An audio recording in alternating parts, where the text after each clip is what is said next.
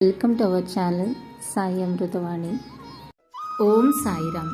సాయి బిడ్డలందరికీ నమస్కారం అండి. ఈరోజు బాబాగారు మనకి అందిస్తున్న సందేశం గురించి తెలియజేస్తున్నాను. నీవు ఈ విషయాన్ని గుర్తుపెట్టుకో తల్లి. నటించే బంధాలు కావాలనుకోవటం, అవకాశవాదులతో స్నేహం చేయటం, కృతజ్ఞతలు లేని వారికి నీవు సహాయం చేయటం ఎప్పుడూ నీ మనసుకు బాధనే కలిగిస్తున్నాయి.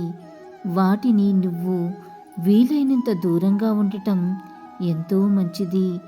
ఈ 3 విషయాలలో ఎప్పుడూ కూడా నీవు అమాయకత్వంగా ఉండవద్దు. పూర్వకాలంలో అహ్మద్ నగర్కు 40 మైళ్ళ దూరంలో ఒక చిన్న పల్లెటూరు ఉండేది.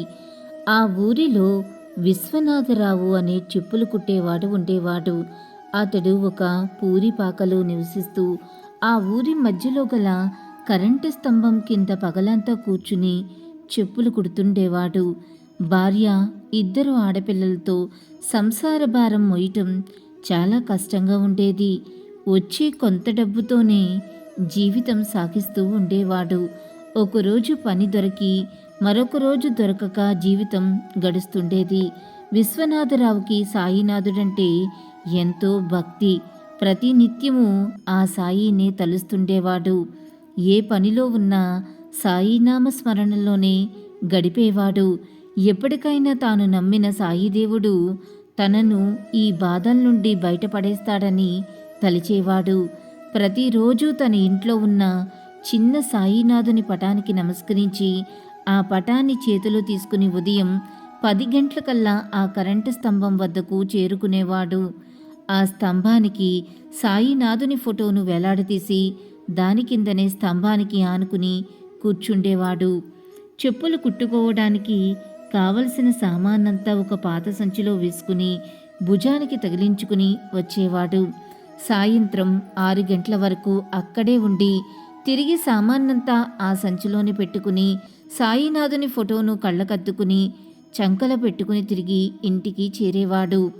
ఈ విధంగా అతడి యొక్క దినచర్య గడిచేది. ప్రతిరోజు వచ్చిన డబ్బుతో ఇంటికి వెళ్తూ కావలసిన సరుకులన్నీ తీసుకుని వెళ్ళేవాడు. తాను చేసే చిన్న పనికి ఎవరిని ఇంత ఇమ్మని గట్టిగా అడిగేవాడు కాదు. వాళ్ళు ఇచ్చిందే కళ్లకు అద్దుకుని తీసుకునేవాడు. రోజులు ఇలా గడుస్తుండగా ఒకనాడు తన పని చేసుకుంటూ ఉండగా ప్రభుత్వం వారి చాటింపు వినపడింది. పేదవారి కోసం ప్రభుత్వం ఉచితంగా ఇళ్లు నిర్మించిస్తుందని, కావలసిన వారు రాబోయే నెల 1వ తారీఖులోపు తమ పేరు, వారి యొక్క వివరాలు నమోదు చేసుకోవాలని దాని యొక్క సారాంశం. ఇది విన్న విశ్వనాథరావు ఎంతో సంతోషపడ్డాడు. ఆ సాయినాథుని దయవలన తనకు ఒక చిన్నపాటి ఇల్లైనా లభిస్తే బాగుంటుందని తలిచాడు. అంతకు మించిన భాగ్యం ఉండదని అనుకున్నాడు. ఆ వెంటనే మరొక మాట కూడా అతని చెవిని పడింది. పేరు నమోదు చేసుకుంటూ 300 రూపాయల ఫీజు కట్టవలనని కూడా ప్రకటించారు. ఇది విన్న విశ్వనాథరావుకు బెంగపట్టుకుంది. ఎంతో కష్టపడితే తనకు రోజుకు 2 రూపాయలు లభిస్తాయి అంటే నెలకు 60 రూపాయలన్నమాట. అటువంటిది ఒక్కసారి 300 రూపాయలు ఎలా సంపాదించాలి? ఇలా తలచి విశ్వనాథరావు ఎంతో నిరాశపడ్డాడు. రాత్రి ఇంటికి వచ్చి భార్యతో ఈ విషయం అంతా చెప్పాడు. భార్య అతడితో, మనం ఆ సాయినాథునే నమ్ముకున్నాం, అన్నీ ఆ షిరిడీవాసుడే చూసుకుంటాడని అన్నది. 300 రూపాయలు కట్టడానికి ఇంకా 20 రోజులు మాత్రమే ఉంది.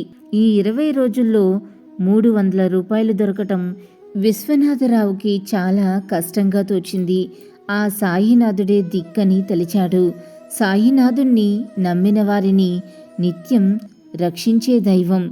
ఎవరైతే మనస్ఫూర్తిగా తనని కొలుస్తారో వారిని అనునిత్యం కంటికి రెప్పలా కాపాడే అమృతమూర్తి బాబా. ఆ ప్రేమమూర్తికి తనను నమ్మిన వారంటే అపారమైన కరుణ. ఆ సాయినాథుని అనుగ్రహంతో విశ్వనాథరావుకి ఆ తర్వాత రోజుల్లో ఎప్పటికంటే ఎక్కువ పని దొరికింది. అలా 28వ తారీఖు వచ్చింది. దాదాపు 200 రూపాయలు పోగుపడ్డాయి. తన జీవితంలో ఇంత తక్కువ సమయంలో ఇంత డబ్బు ఎప్పుడూ రాలేదు. ఇదంతా బాబా యొక్క మహిమగా తలిచాడు. అయితే ఇంకా 2 రోజులే ఉంది. ఈ 2 రోజుల్లో మరో 100 రూపాయలు కావాలి. అయితే ఆ 2 రోజులు పెద్దగా పని దొరకలేదు. కేవలం 10 రూపాయలు మాత్రమే వచ్చాయి. 1వ తారీఖు వచ్చింది. తన దగ్గర గల కేవలం 210 రూపాయలు మాత్రమే ఉన్నాయి. మరి అవి తీసుకుని ఉదయాన్నే రెవెన్యూ కార్యాలయానికి వెళ్ళాడు. అక్కడ ఒక గుమస్తా కనపడితే అతన్ని తన దగ్గర 210 మాత్రమే ఉన్నాయని, ఇప్పుడు ఈ సొమ్ము కట్టి మిగిలింది తర్వాత కట్టవచ్చునా అని అడిగాడు. అయితే ఇది ఏమాత్రం వీలు కుదరదని మొత్తం 300 ఈరోజు కట్టిన వాళ్ళు పేరులే నమోదు చేసుకుంటారని అతడు అన్నాడు. ఇది విన్న విశ్వనాథరావు ఎంతో నిరాశ చెందాడు. మనసులో ఏమీ తోచక ఆ ఆఫీస్లోనే అటూ ఇటూ తిరిగాడు. ఏం చెయ్యాలో పాలుపోవటం లేదు. ఇంకా కొద్ది గంటల్లో తన ఆశలన్నీ వమ్ము కావాల్సిందే. ఎంతో బాధతో ఆ షిరిడీనాథునే తలుచుకుంటూ అటుగా వచ్చిన మరో 2 వ్యక్తులను ఈ విషయమే అడిగాడు. వారు కూడా ఇదే చెప్పారు. సాయంత్రంలోపు 300 రూపాయలు కట్టిన వాళ్ళకే ఇల్లు దొరుకుతుందని అన్నారు. విశ్వనాథరావుకి ఏమీ తోచక అక్కడ ఉన్న ఒక టీ దుకాణం వద్ద కూర్చుని 10 పైసలతో ఛాయ్ తాగాడు. కనులు మూసుకుని ఆ సాయిని ప్రార్థించాడు. స్వామి, ఇంకా నాకు సొంత ఇల్లు ప్రాప్తం లేదా అని బాధపడ్డాడు. అలా 1 గంట గడిచింది. మళ్ళీ ఒకసారి ఆఫీస్లోనికి వెళ్ళి ఎవరైనా పెద్ద ఆఫీసర్ని కలిసి తన గోడు చెప్పుకుందామని తలిచాడు. లోపలికి వెళ్ళి ఆఫీసర్కి నమస్కరించి తన పేరు విశ్వనాథరావు అని, తాను చెప్పులు కుట్టుకుంటూ కాలం గడుపుతున్నానని చెప్పబోయాడు.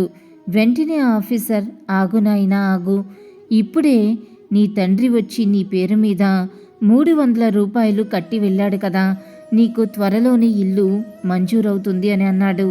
ఎంతో ఆశ్చర్యపోతూ తాను ఏదో చెప్పబోతుండగా ఆఫీసర్ తన పేరును ఉన్న దరఖాస్తును 300 రూపాయల నోట్లను చూపాడు.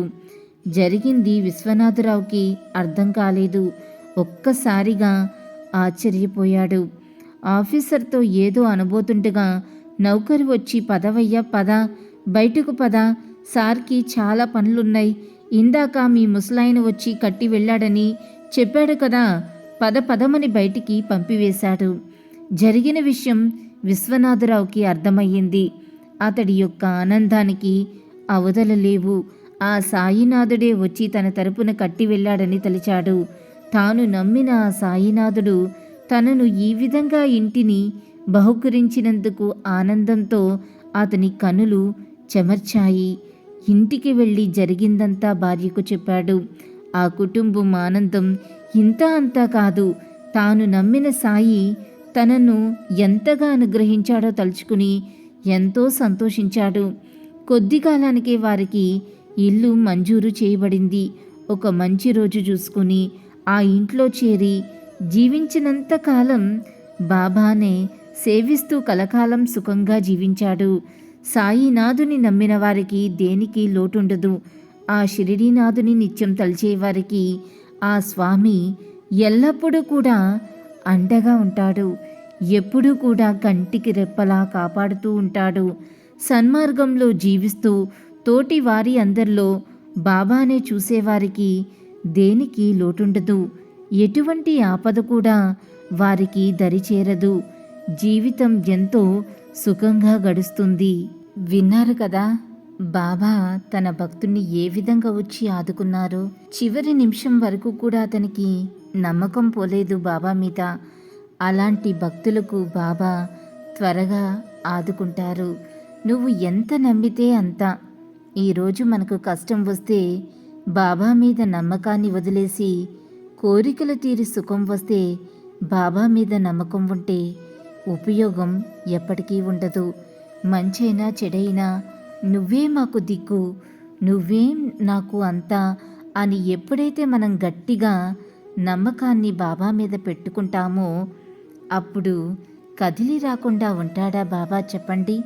నాకైతే బాబాతో ఎన్నో అనుభవాలు. ఒకసారైతే మమ్మల్ని, నా కుటుంబాన్ని యాక్సిడెంట్ నుండి కూడా సురక్షితంగా ఒక్క గీత కూడా పడకుండా మమ్మల్ని ప్రమాదం నుండి కాపాడారు. అది మా చెల్లి పెళ్ళైన 2వ రోజు. ఇది జరిగి కూడా 2 ఇయర్స్ అవుతుంది. ఎక్కడంటే కర్నూలు దగ్గరలో ఆత్మకూరు ఫారెస్ట్ ఏరియా దగ్గర. ఆ కారులో నేను, నా భర్త, అమ్మ, డ్రైవర్ మాత్రమే ఉన్నాము. ఆ డ్రైవర్ పెళ్లిలో నైట్ అంతా మేలుకుని మళ్ళీ ఆయనే మాకు మార్నింగ్ కర్నూలు వెళ్ళటానికి వచ్చారు. మా సిస్టర్ మ్యారేజ్ మేము అత్తగారి ఊర్లో కాకుండా గుంటూరులోనే చేయవలసి వచ్చింది. ఎందుకంటే రిలేటివ్స్ కానీ స్టూడెంట్స్ అందరూ మేమంత దూరం రాలేమన్నారు. పెళ్ళంతా అయ్యేసరికి తెల్లవారుజామున 3 గంటలు అయింది. ఇంకా 5 గంటలకు మమ్మల్ని ఈ డ్రైవరే తీసుకుని వెళ్ళాడు. చెల్లి ఇంకా పెళ్ళికొడుకు వాళ్ళ కారులో వచ్చేసింది. నేను, అమ్మ, నా భర్త, డ్రైవర్ ఇదే కారులో. నిద్రలేని కారణంగా చాలా చోట్ల ఆయన కార్ని లారీకి దగ్గర తీసుకుని వెళ్ళాడంట. మా వారు చాలాసార్లు చెప్పారు. అన్ని చోట్ల మేము కారు ఆపుకుని కాసేపు నిద్రపోమని చెప్పినా కానీ ఆయన వినిపించకుండా డ్రైవ్ చేస్తూనే ఉన్నాడు. ఇన్నిసార్లు కారు పక్కకి అదుపు తప్పినా, లారీకి ఎదురుగుండా వెళ్ళినా కానీ బాబానే మమ్మల్ని అన్ని చోట్ల కాపాడారు కూడా. ఒక్కొక్కసారి నిద్రలోనే డ్రైవ్ చేశాడాయన. ఆత్మకూరు ఫారెస్ట్ ఏరియా దగ్గర ఆపుకోలేకపోయాడు. అక్కడ సివియర్గానే జరిగింది. కానీ మిరాకల్, ఎవ్వరికి ఏమీ కాలేదు. నా హస్బెండ్ అయితే ఫ్రంట్ సీట్లో కూర్చుని ఉన్నారు.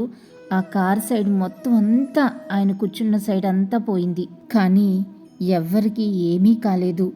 కార్ అయితే పైకి ఎగిరి పడింది. కానీ వచ్చే అతను కూడా రాంగ్ రూట్లో బైక్ మీద వచ్చాడు. మాకు అస్సలు ఏమీ తెలియలేదు.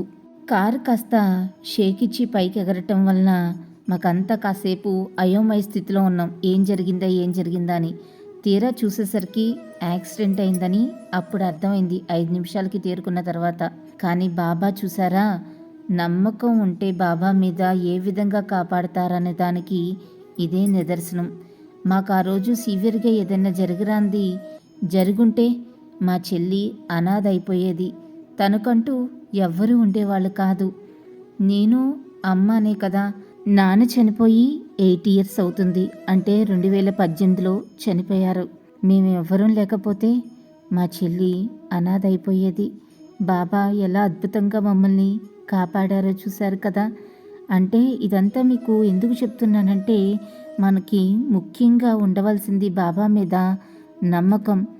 ఎవరో ఏదో బాబాని ఒక మాట అన్నారని ఆయన మీద ఉన్న నమ్మకం అంతా మనం కోల్పోకూడదు.